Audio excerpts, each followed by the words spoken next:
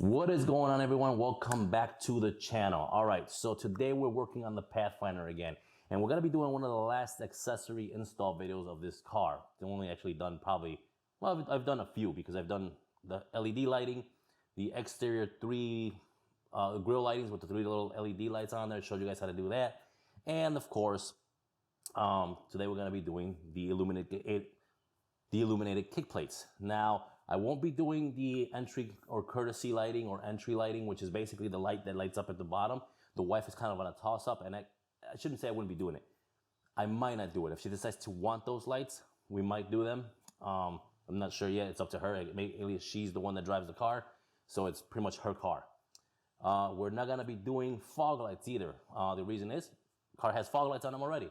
Now, just so you are aware, I don't mind doing it for somebody that's in the Chicagoland area. So if you're out in the Chicagoland area and want me to go ahead and do this for you, just pay for the parts and I'll do the installation. To me, pretty much, I won't charge you anything for the installation on the first one that I do the video on. If people want me to install them later on, there might be a charge, but it'd be less than what the dealer charges. But anyways, if you guys want these other accessories installed, let me know if you're in the Chicagoland area. I'll do them for you, because I get to make the video on it. But other than that, we're gonna be doing illuminated kick plates. Pretty much right now what the Pathfinder has is just the regular chrome kick plates that say Pathfinder. We're gonna be going from that to these illuminated kick plates. They look pretty cool and the wife liked them and she's wanted them, and it's a pretty simple install. So let's get going on this. I'm gonna show you what comes in the kit to install this, what tools we need, and then we'll get it installed. So first, let's look what comes in the box. So part number for this is the T99G6 6T800. First thing you're going to see is you're going to get all the hardware. This is going to include some zip ties, some pulse tabs, and of course some tape. Next thing, of course, you have the actual parts. Here's your left side and your right side. And these are both front kick plates. And then of course we'll have the rear kick plates.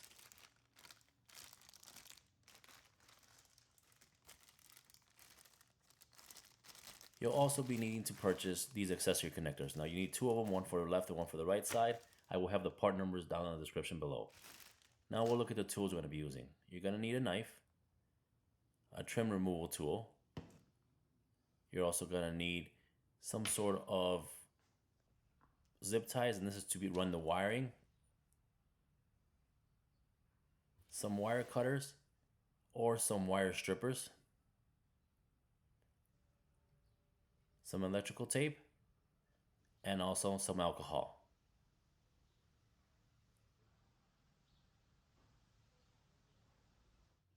So let's go ahead and get started. Make sure the seat is all the way as far as back as it can go. If you have all weather mats, go ahead and take them out of there. This makes your job a lot easier. You're going to take your trim removal tool and you're going to pry up on all of these panels. Now, these front panels are easy. The back ones are a pain, but make sure every one of the panels, when you release them, you pull straight up with them. If not, you will break the clips. Now, the back panel here is a little bit different. This one's a little bit bigger, and of course, you can pry up on this right here in that front area, just like I did there. But the back area that's behind the seat, you're gonna have to make sure that seat is all the way forward, pretty much in the position where you would have somebody get into the back seat. So push that button, get the seat forward, and use your tool to pry up on the clips. Again, be careful not to break these clips.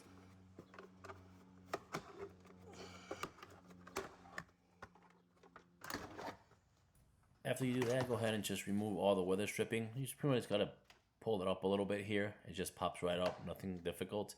Again, don't take everything out, just a small piece that you're gonna need to run the wiring.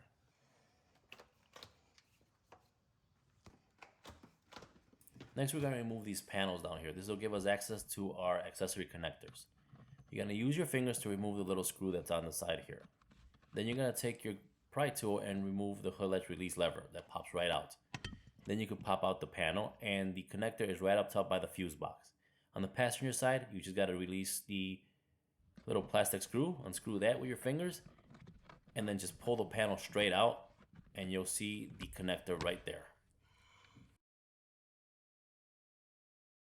All right, so I want to stop right here for a second. Now, the hardest part of this whole thing is pretty much done, is getting all the trim pieces out, especially the back ones. Again, like I said earlier, be careful when you're pulling these trim pieces out of the car, because you can't damage them. If you break clips and stuff like that, they're not gonna sit right. They may have rattling noises then later on, things like that. Just be careful when you're pulling them out. Take your time. Also, wear gloves. Now, of course, anybody that works on cars know that there is no satisfaction of finishing a car, but also you always get boo-boos. Pretty much I cut myself on one of the trim pieces. They are sharp on the edges, so when you're pulling up on them, careful if your fingers slip or slide, you're gonna end up getting a cut. Took a chunk of skin out of there. So just be careful when you're working on these pieces. That is a big disclaimer. Wear gloves if you want. I sometimes don't wear gloves for the simple fact that they kind of get in my way. Let's go ahead and continue. Again, the hardest parts are out. We just gotta take the old kick plates out. The front ones have the chrome that say Pathfinder. The back ones are just completely black. And we're gonna basically just kind of test everything. We're gonna do some posi taps. The connectors are on there. And I'm gonna show you which wires we're working with off those connectors. But again, we're pretty much halfway done. Now let's go ahead and take the kick plates that we're replacing. These pop straight up. Basically, just put your pry tool underneath her, pop them right up, and they are very easy. They just come right up. It's just held on by some plastic clips.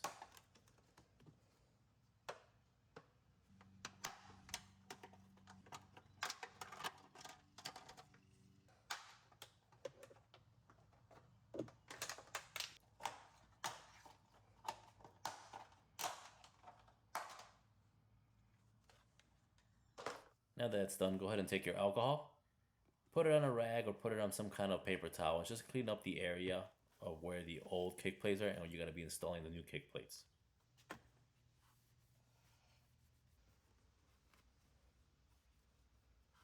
Time to get the wiring harness prepared.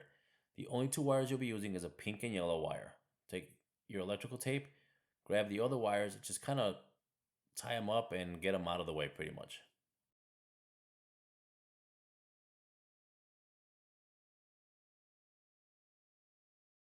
Next, go ahead and grab your post taps. Now unscrew the gray cap and you'll see in the gray cap, one side has a slit on it and the other side has a little pin.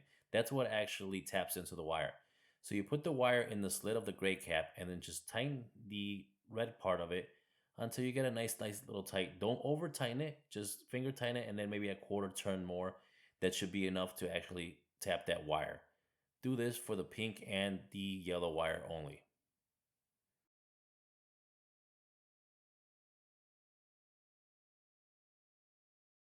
Next, you're going to take the actual wiring for the kick plates.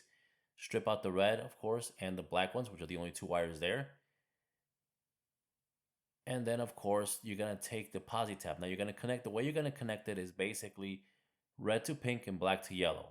So you're going to take the bottom part of the posi tap, which is the red part that's not hooked up to the wire yet, insert the wire in the cap area, and then twist the wiring in there. That'll actually twist the wire around there and lock it in place.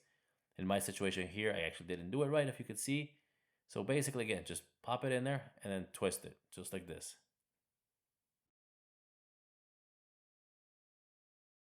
This is what it should look like when you're done with them.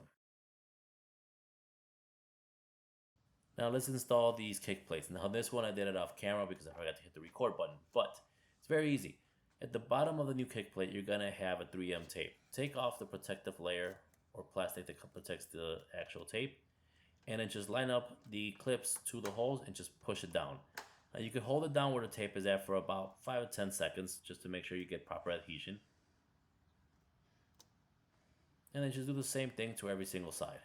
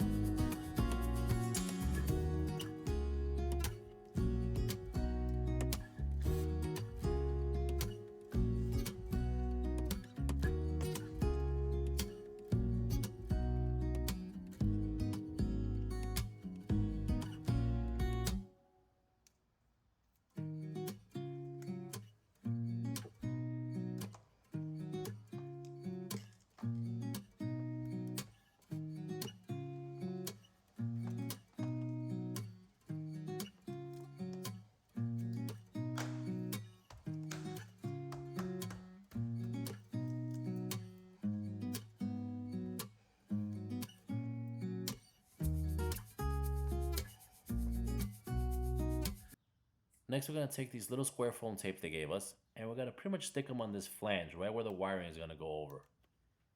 Now make sure that the actual tape doesn't go more than half the way down the flange. So pretty much most of the tape is going to go on the inside, and about half the tape is going to come out on the outside. Just like that, and went just about halfway down, no further than that. Then you're going to take the other foam tape, and then just kind of pretty much sandwich the wiring between the two pieces of tape.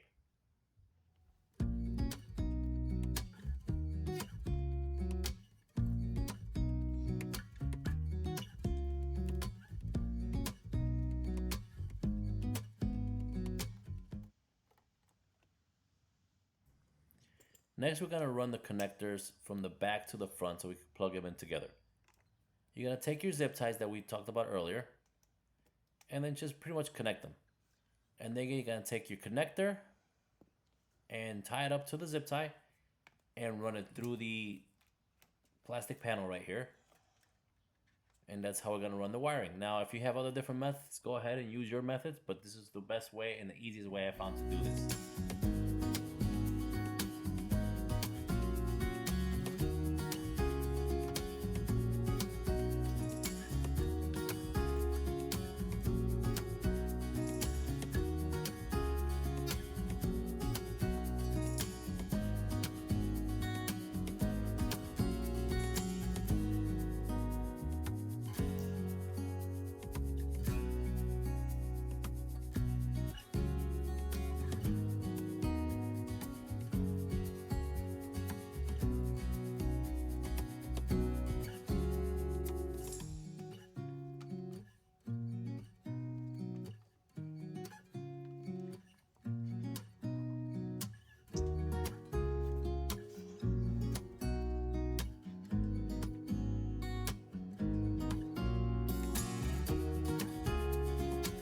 Once you fish through the connector, take the tape off, and then plug the two connectors from the front and the back together. And then all you gotta do is take the gray foam tape and cover them up. That's some insulation, just so it doesn't get frozen or any water gets to them.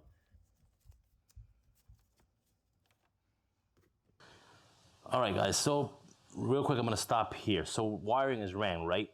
One thing, and this is a dumb mistake on my part, and it's something that I normally always check, but I'm recording and I'm trying to get the best shots for you guys and everything else, and pretty much I made a mistake here. And make sure you don't make this mistake, so you make sure you clear this, because now I have to undo this part. I'm gonna have to disconnect this. I took pretty much the wiring and went over, instead of going underneath, the weather strip, which means now if I try to apply this thing is gonna be crushed in with the weather strip. It's not supposed to go that way. The wiring is supposed to go underneath the weather strip, come out on this side, free and clear out of anything with the weather stripping. Not a big deal. I just gotta open up the foam tape and disconnect them, pull them back, and rerun them the right way. But again, that takes a little bit extra time, but again, just make sure you don't do that. And I did this, unfortunately, to both sides without paying attention. So just make sure when you're doing this, you make sure you're paying attention and make sure you're going under the weather strip and not over the weather strip like I did. But again, I'm not afraid to show my mistakes. That way you guys don't do the same thing. So let me go ahead and fix this off of camera. Again, I gotta unplug cut the foam tape, unplug the strip, pull everything back, and then rerun it right down the thing, which doesn't take very long to do. All right, so I went ahead and fixed our little issue here. Pretty much it's all done. We got the wiring all ran. Just so you guys are aware, the other side I did, or actually the foam tapes since I don't have any more, because these here are to wrap up the fuse that this thing has. We got to wrap this up as well. But just so you guys are aware, all we got to do right now is plug it in, make sure everything is working. Now I did check these off camera before I plugged everything in. I used a 12-volt source, which was one of my Milwaukee batteries, to run power to them. They do light up, so we shouldn't have a problem here. But we're gonna plug them in and make sure they are all working. If they are, we just gotta tidy up all the wiring, zip tie everything nicely and neatly underneath everything, put the trim back on, and we'll be good to go. So let me go ahead and plug these in. I'll do them right here while I show you guys, and we'll see these things light up and in action and see how they look. And then I'll go ahead and put everything back together.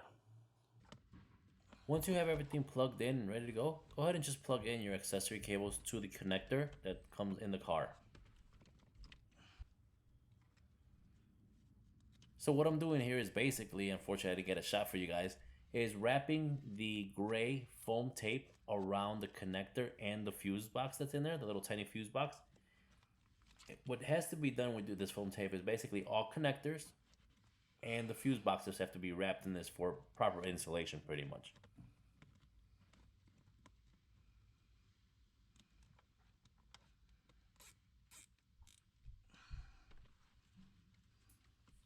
Once you do that, go ahead and just basically zip tie everything and keep everything out of the way, making sure it's all nice and neat and it doesn't look like it's just a bunch of wires hanging there. So just give it a quick zip tie, tighten it up, and you're good to go.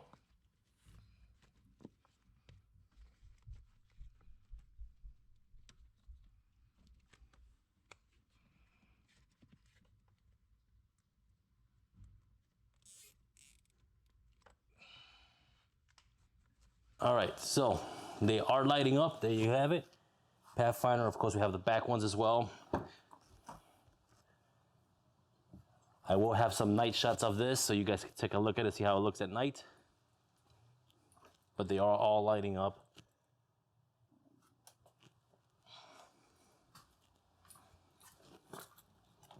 Just like they should be. Now, when you guys first finish the car, you guys have all the doors open. The car is in battery save mode, just so you're aware, so none of the lights are on. You have to close the lights to activate pretty much these lights to come on. So basically close both rear doors, one of the front doors, and then the lights should come up and they should turn on. As long as all your connections are done properly, you shouldn't have a problem. Of course, again, this won't go off until either I shut the doors off or the car goes back into battery save mode. They'll stay on like that until the doors are shut. But now, since I'm gonna keep working on the car to put everything back together and pretty much make all this pretty here, it doesn't look all like this. That's when they'll be all going off. We'll take the plastic covering that comes with this off once we are done with the car completely. But that's it. Let's go ahead and finish up just kind of zip tying everything, making everything look nice, all the wiring and putting all the panels back together. And then we'll see the finished product. And again, I will have night shots of this so you guys can take a look at it and see exactly how it looks at night. So now the final step is pretty much just to zip tie everything, make it look all nice and tidy underneath. Make sure that no wires are exposed, so when you're putting your panels back on, you don't pinch them. The reason I say that is because you'll see towards the end of the video what happened to one of the wires and I have to actually repair it. But make sure everything goes in, make sure all your clips go in, and make sure everything goes in properly. Don't force anything and just take your time and make it all look good. That way you don't have issues in the future.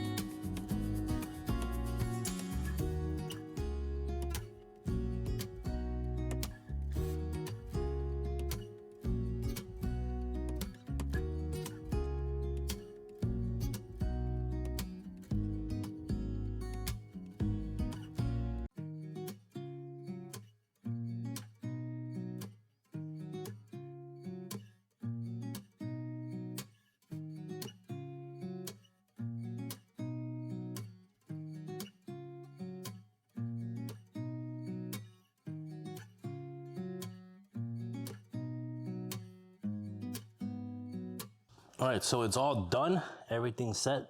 Just gotta remove this little piece of tape. Look at that. And actually it has a little bit different of a design on it, if you guys can see it, than the original one had, which is right here, which is just a flat piece, pretty much of aluminum and plastic. This actually has a nice type of design here. Actually, I like that. And of course, the back ones are just plastic. There's no logo on that back one as well.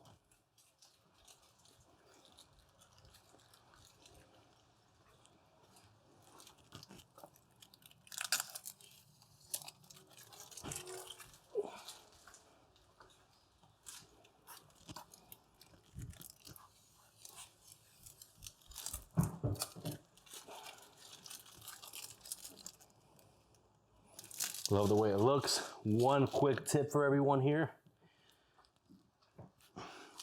This back panel here fought me all the way back in. The reason being is because the best way to take it out and put it in is with this seat all the way forward. That way you can access the back part right there. Well, since I have a child safety seat in there and it's buckled in, and I was too lazy to take it off, struggled. Again, take the seat off if you have a child safety seat in, or don't be like me and be lazy, and then fight you every way the way in, because I could not get the back tab to clip in, and I was just having a hard time. And pretty much the time it took me to get this in, I could have pretty much removed the seat, put it back in, and had that done. But I'm lazy and I didn't feel like doing it. But anyways, that is it. So there you have it. 2022-2023 Nissan Pathfinder illuminated kick plates installation. Very simple to do, not hard at all. 20-30 minutes tops, if that. Just basically the hardest part is removing and putting the panels back together. That's pretty much it. So just make sure you don't break them. Make sure you don't cut yourself like I did. And you should be all good. But again, very simple install to do. I hope you guys did enjoy the video. And if you did, don't forget to hit the subscribe button. Also hit that like button. Helps out the channel a lot. And I'll see you guys on the next video. Peace. All right. So I know I said the video was over, but here, just really quick tip for everyone out there. As I was showing my wife the kick panels and everything was lit up. If you guys saw when I first turned them on, everything lit up. Both front lit up, both back lit up. At some point when I was putting the trim back together, I pinched the wiring. The positive wire was broken in half. At this point, of course, I've cut the wiring off. I had to take out the heat shrink and cut everything apart. Basically, the connector that goes to the back one was snapped in half, the positive one. So when I opened the door, it's got no light. Every other one of them has a light, except for this one. So be sure when you're putting these things together that you have the wiring in a proper position. I guess mine, I had it up here. So when I put the plastic clip or plastic panel back in, it snapped it or it pinched it in somewhere, and it pretty much, they're very thin wires. You can tell, look at these things. So now I have to do, of course, a repair, which I'm gonna be doing right now. There's my soldering iron. I got some heat shrink on these wires as well. So we're gonna do a quick repair just to make sure the back light lights up. But that's pretty much what it is. So be careful when putting the panels back together. Because if you pinch a wire, you're gonna have to find where the break is at or where your loss of power is. And of course, now we have to do a repair. So again, just be careful. Just wanted to give you guys the last tip before we finish this video off completely. But again, I'm not gonna show how to do the repair. I'm just gonna do the repair myself. And I'm of course gonna show you guys the finished product, a night shot of the vehicle with the lights on. But just be careful when you're putting everything in. Make sure the wires are nowhere where they're gonna get hit by anything.